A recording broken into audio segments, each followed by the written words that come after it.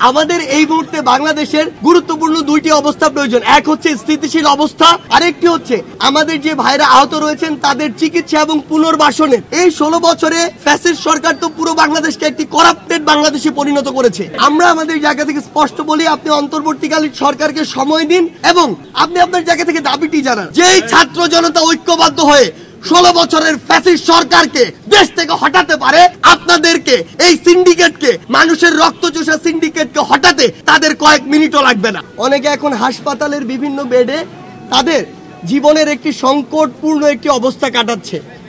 আমরা আমাদের জায়গা থেকে বিশ্বাস করি এই ভাইরা যদি রাজপথে নেমে তাদের জীবনের ঝুঁকি নিয়ে এই বুকটি পেতে না দিতেন আর কিছু সুযোগ সন্ধানী মানুষের মতো পিছিয়ে থাকতেন, ঘরে বসে থাকতেন, তাহলে কোনোদিন এই আন্দোলন সফল হতো না। এজন্য সবচেয়ে বড় ক্রেডিটটি আসলে তাদের, এবং তাদেরকে এই বাংলাদেশ চিরজীবন শ্রদ্ধার সাথে স্মরণ করবে। আমাদের এই মুহূর্তে বাংলাদেশের গুরুত্বপূর্ণ দুইটি অবস্থা প্রয়োজন। এক হচ্ছে স্থিতিশীল অবস্থা বাংলাদেশকে এগিয়ে নিয়ে যাওয়ার জন্য, আরেকটি হচ্ছে আমাদের যে ভাইরা আহত রয়েছেন তাদের চিকিৎসা এবং পুনর্বাসনের, কর্মসংস্থানের এই ব্যবস্থাটুকু করা।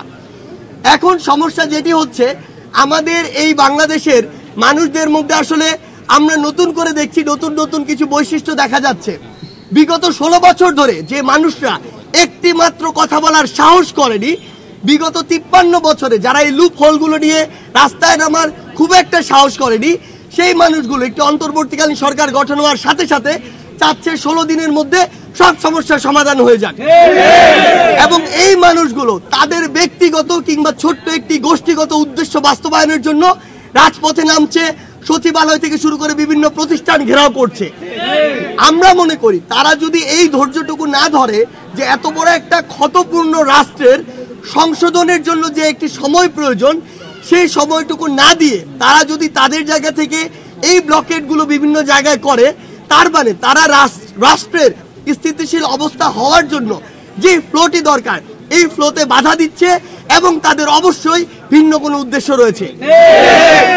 আমাদের জায়গা থেকে স্পষ্ট বার্তা, আমরা বৈষম্যের বিরুদ্ধে লড়াই শুরু করেছি। কোনো সিঙ্গেল বৈষম্য নয়, পুরো বাংলাদেশের সকল সেক্টরের সকল বৈষম্য। এখন এই 16 বছরে ফ্যাসিস্ট সরকার তো পুরো বাংলাদেশকে একটি করাপ্টেড বাংলাদেশে পরিণত করেছে।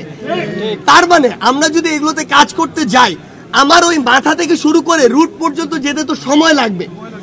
এখন মাথাগুলো শুরু হয়েছে, ধীরে ধীরে প্রত্যেকটা স্টেপে যাবে। খামেরা তো দাগ হয় কিভাবে? এই যে ভাবি, দাগও যাবে, রাগও যাবে। নিন চাকা সুপার হোয়াইট। আমরা আমাদের জায়গা থেকে স্পষ্ট বলি, আপনি অন্তর্বর্তীকালীন সরকারকে সময় দিন এবং আপনি আপনার জায়গা থেকে দাবিটি জানান। আপনি সবার